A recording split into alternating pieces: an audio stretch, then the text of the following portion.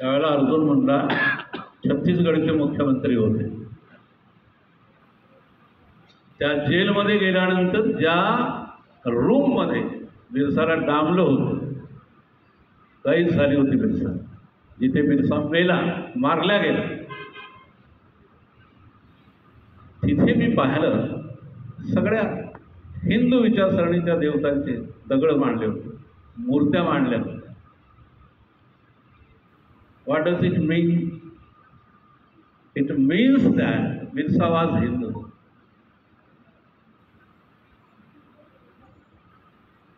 बिरसाला चालता येत नव्हतं, एवढ्या वजनदार बेड्या त्याच्या पायात.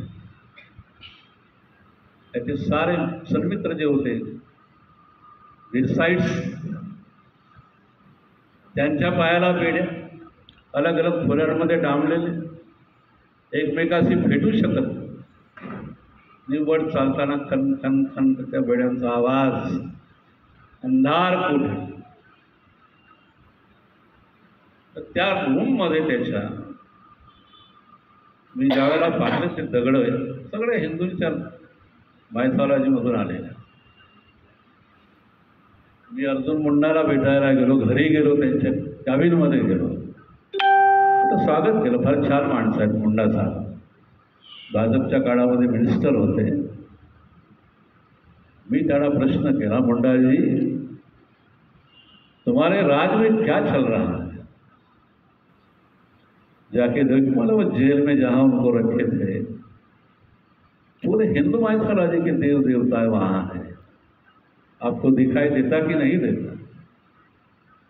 यानी डोक्यावर हाथ ठेवला, सही है बोलो सर, बोलो इसके बारे में हम सोच रहे हैं. ते अजूनही सोचूनच राहिले. बिचारा बिरसा चाललाही गेला. तुम्ही आता राशीला जाऊन या.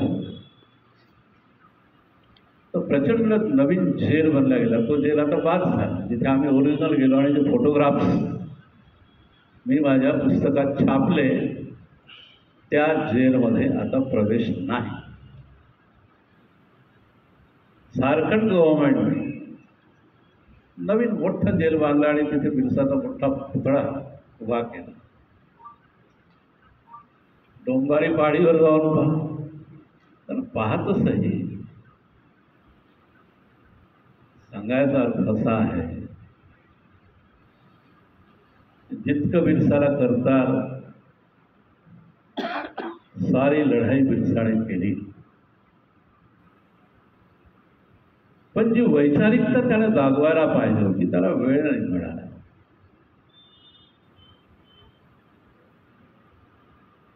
8व्या वर्गापर्यंत शिकला,